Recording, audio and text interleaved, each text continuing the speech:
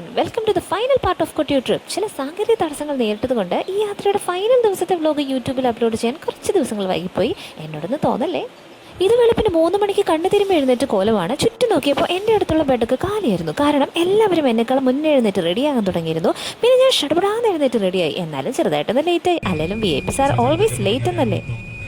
വെളുപ്പിന് 4:30 തന്നെ നമ്മുടെ ബസ് കൊട്ടിയൂരിലേക്ക് പുറപ്പെട്ടു. യാത്രയിലൂടെ നീളം ബസ്സിൽ നിന്ന് അനൗൺസ്മെന്റുകൾ വന്നുകൊണ്ടേയിരിക്കുന്നുണ്ടായിരുന്നു. കൊട്ടിയൂരിന്റെ ചരിത്രം, കഥകൾ, ഐതിഹ്യങ്ങൾ എക്സെട്ര എക്സെട്ര. ഇതെല്ലാം ബസ്സിൽ നടക്കുമ്പോൾ പുറത്ത് നല്ല മഴയും പെയ്യുന്നുണ്ടായിരുന്നു. ഏറെ കാലമായിട്ട് ആഗ്രഹിച്ചിരുന്ന കൊട്ടിയൂരിലേക്ക് അങ്ങനെ ഫൈനലി കാല് കുത്തിയിരിക്കുന്നു. ഒരു സൈഡില് തൂക്കിയിട്ടിരിക്കുന്നത് ഈ ഓടപ്പൂക്കൾ കണ്ടും ചെറിയ നനുത്ത മഴയൊക്കെ കൊണ്ടും അങ്ങനെ ഞങ്ങളെല്ലാവരും നടന്നു നീങ്ങി. രാവിലെ തന്നെ സൂപ്പർ തിരക്കായിരുന്നു. പക്ഷെ ഞങ്ങൾക്കുണ്ടല്ലോ ക്യൂ നിൽക്കേണ്ടതായിട്ടേ വന്നില്ല. ആൻഷ്യൻ ഇന്ത്യൻ ഹിസ്റ്ററിയും ഹിന്ദു മിത്തോളജിയും ഒക്കെ ഒളിഞ്ഞു കിടക്കുന്ന ഈ വ്യത്യസ്തമായ യാഗഭൂമിയെ നാഷണൽ ആൻഡ് ഇന്റർനാഷണൽ ലെവലിൽ ഒരു മികച്ച പിൽഗ്രിമേജ് സെന്ററാക്കി മാറാൻ ഏറെ സാധ്യതകളുണ്ട്. എന്നാൽ ഈ കൊട്ടിയൂരിൽ ഞാൻ കണ്ടത് വളരെ പുവറായിട്ടുള്ള ക്രൗഡ് മാനേജ്മെൻറ്റ് സിസ്റ്റമാണ്. അക്കരെ കൊട്ടിയൂരിന് പുറത്തേക്ക് നമ്മൾ കടക്കുമ്പോൾ ഫുഡ് വേസ്റ്റും ചപ്പുചവറുകളും എല്ലാം റോഡരികിൽ തന്നെ അങ്ങനെ കിടക്കുമായിരുന്നു. പിന്നെ മഴ പെയ്തതിൻ്റെ ചെളി വേറെയും ഉണ്ട്. ശബരിമല പോലെ തന്നെ അത്രയും ക്രൗഡ് ഒഴുകി വരുന്ന സ്ഥലമല്ലേ ഇത്. അതുകൊണ്ട് തന്നെ അടിസ്ഥാന സൗകര്യങ്ങൾ കുറേ കൂടെ നല്ല രീതിയിൽ മെച്ചപ്പെടുത്താം എന്നെനിക്ക് തോന്നിയിട്ടുണ്ട്. നല്ല വൃത്തിവെടിപ്പുള്ള ഫുഡ് സ്റ്റോളുകളും ഇത്രയും ആൾക്കാർക്ക് വേണ്ടിയിട്ടുള്ള ശുചിമുറികളും ഒക്കെ ഇവിടെ ആവശ്യമാണെന്നുള്ളത് തോന്നി.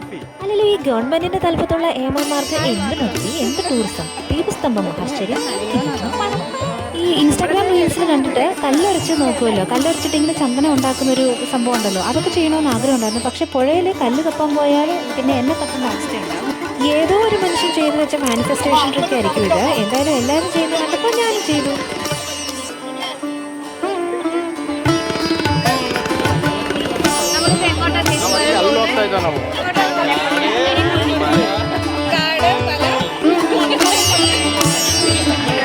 സമയം ഒരു 7:30 ആയിട്ടുണ്ട്. പക്ഷെ എന്നാലും ഭയങ്കര തിരക്കാണിത്. കൊട്ടിയൂരമ്പലത്തിലേക്കുള്ള തിരക്കാണ് ആ കാണുന്നത്.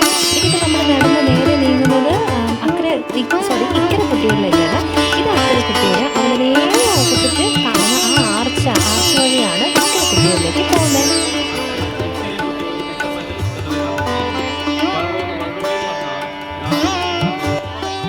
കഴിഞ്ഞ ദിവസം തിരുനെല്ലി മഹാവിഷ്ണു ക്ഷേത്രത്തിൽ പോയപ്പോഴും ഇപ്പോൾ ഇവിടെ വന്നപ്പോഴും എനിക്ക് മനസ്സിലായ കാര്യം ഒന്നേ ഉള്ളൂ.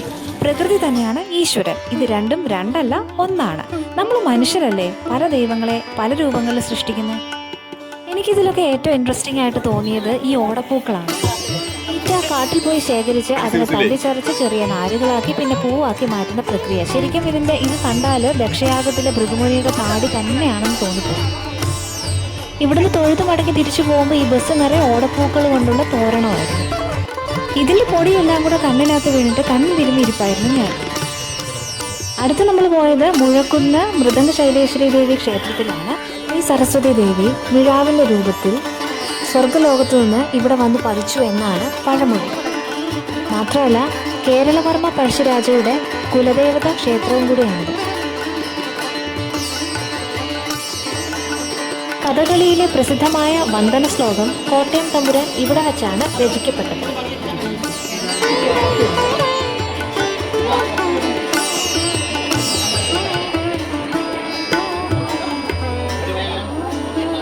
ഞങ്ങൾ കോട്ടയംകാർക്ക് കോട്ടയത്ത് മാത്രമല്ല അങ്ങ് കണ്ണൂരിലും ഉണ്ട് പിടി എന്ന് മനസ്സിലായില്ലേ.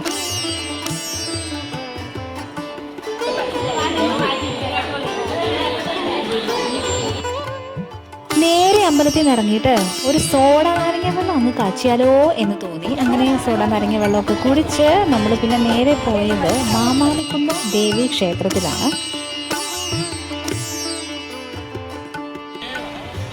കണ്ണൂര് ഇരിക്കൂർ എന്ന് പറഞ്ഞ സ്ഥലത്താണ് ഈ മഹാദേവി ടെമ്പിൾ ഉള്ളത്.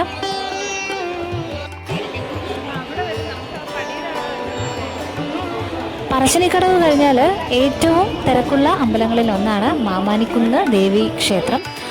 ഞങ്ങൾ വന്ന സമയത്ത് കൊട്ടിയൂരിൻ്റെ സീസണും കൂടി ആയത് കാരണം ഇവിടെ ഭയങ്കര ക്യൂ ആയിരുന്നു. ഇവിടെ എനിക്ക് ഏറ്റവും ഇഷ്ടപ്പെട്ട കാര്യം ഇവരുടെ ക്രൗഡ് മാനേജ്മെൻ്റ് ആണ്. എത്ര വലിയ ക്രൗഡ് വന്നെന്ന് പറഞ്ഞാലും അവർ ഭംഗിയായിട്ട് അതിനെ അക്കോമഡേറ്റ് ചെയ്യാനായിട്ടുള്ള ഫെസിലിറ്റീസ് ഇവരവിടെ ഒരുക്കിയിട്ടുണ്ട്. നല്ല വൃത്തിയും ക്ലീൻലിനെസ്സുമാണ് ഇവരുടെ മെയിനായിട്ട് എനിക്ക് എടുത്തു പറയാനായിട്ടുള്ളത്. കേരളത്തിലുള്ള എല്ലാ അമ്പലങ്ങളും പാഠമാക്കേണ്ട സിസ്റ്റമാണ് ഇവിടെ ഉള്ളത്. മാമാനിക്കുന്നിൽ നിന്ന് ആഹാരമെല്ലാം കഴിച്ച് നമ്മൾ നേരെ പോകുന്നത് പറശ്ശിനിക്കടവിലേക്ക്.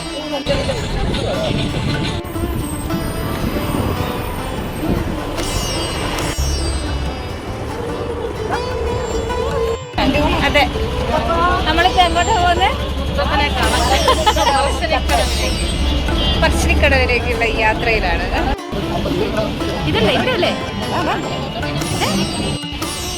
ഞങ്ങളെല്ലാവരും അമ്പലത്തിലേക്കായിട്ട് പോയത് ഓട്ടോ പിടിച്ചിട്ടാണേ.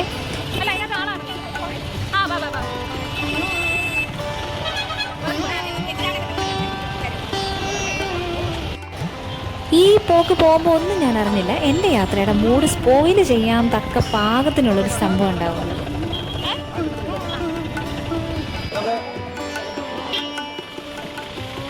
അയ്യോ, അവിടെ എത്തിയപ്പോൾ ഭയങ്കര ക്രൗഡായിരുന്നു. കുട്ടികൾ സീസൺ ആയതുകൊണ്ട് തന്നെ കുട്ടികളിൽ വരുന്ന ഒട്ടുമിക്ക ആളുകളും ഇവിടെ വിസിറ്റ് ചെയ്യും.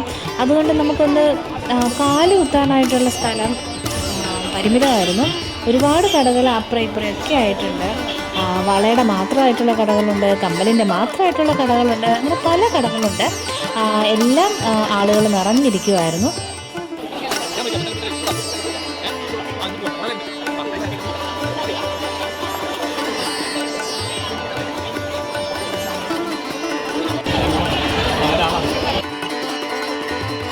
ഭയങ്കര തിരക്കെന്ന് പറഞ്ഞാൽ ഭയങ്കര തിരക്കാണ്. പൊതുവേ എനിക്ക് ഇത്രയും ഞെങ്ങി ഞെരുങ്ങി ക്രൗഡുള്ളിടത്ത് പോയി നിൽക്കാനായിട്ട് ഒട്ടും ഇഷ്ടപ്പെടാത്ത വ്യക്തിയാണ് ഞാൻ. പക്ഷേ ഇവിടെ വന്ന സ്ഥിതിക്ക് പോകാതെയും കാണാതെയും ഇരിക്കാനൊന്നും പറ്റത്തില്ലല്ലോ. ഒരു വിധത്തിൽ അമ്പലത്തിനകത്ത് കയറി തൊഴുത് പുറത്തോട്ട് പ്രസാദമൊക്കെ വാങ്ങുന്നത്, പ്രസാദം വാങ്ങുന്ന സെൻ്ററാണ്, അവിടെ പോലും ഇത്രയും തിരക്കായിരുന്നു. പറശ്ശിനിക്കടവിൽ വന്നതാണ്. പക്ഷേ ടൂർ പോകാൻ വേണ്ടിയിട്ട് വാങ്ങിച്ച നല്ല ചെരുപ്പ് അത് കാണാതെ പോയി. ഇവിടെ ഞങ്ങളെല്ലാവരും ഒരുമിച്ച് കണ്ടേ ഒരു സ്ഥലത്ത് പോകണ്ടല്ലോ, കാണാതെ പോകണ്ടല്ലോ എന്ന് പറഞ്ഞിട്ടതാണ്. പക്ഷേ കാണാതെ പോയി. വീണ്ടും ഞാൻ കുറേ തപ്പി, പക്ഷെ എങ്ങും കിട്ടിയില്ല. പറശ്ശിനിക്കടവിനോട് ബൈ ബൈ പറഞ്ഞ് നേരെ വണ്ടിയിലേക്ക്.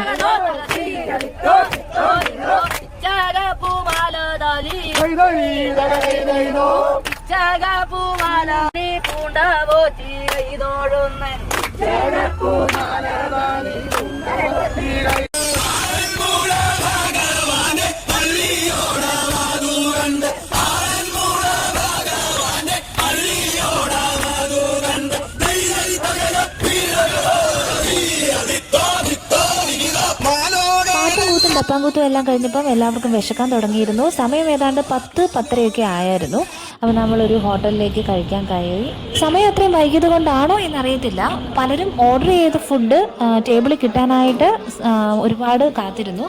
മാത്രമല്ല കിട്ടിയ ഫുഡാണെങ്കിൽ വലിയ മെച്ചമൊന്നും ആയിരുന്നില്ല. എന്നാലും എല്ലാവരും കഴിച്ച് അഡ്ജസ്റ്റ് ചെയ്തു. വഞ്ചിപ്പാട്ടും ആഘോഷങ്ങളും എല്ലാം കഴിഞ്ഞ് ബസ് ആകെ ശാന്തമായിരുന്നു. എല്ലാവരും ഉറക്കത്തിലേക്ക് വഴുതി വീണുകൊണ്ടേയിരുന്നു. ബസ്സിൻ്റെ സ്പീഡ് കൂടുന്തോറും എൻ്റെ ഉറക്കം നഷ്ടപ്പെട്ടുകൊണ്ടേയിരുന്നു. കൊട്ടിയൂർ യാത്രയുടെ മനോഹരമായ ഓർമ്മകളുടെ ഈ വ്ലോഗ് ഇവിടെ അവസാനിക്കുകയാണ്. അടുത്ത ഒരു കിടിലൻ യാത്രാ വ്ലോഗുമായി നമ്മൾ വീണ്ടും കാണുന്നതായിരിക്കും. അതുവരെ take a break with me Jaya.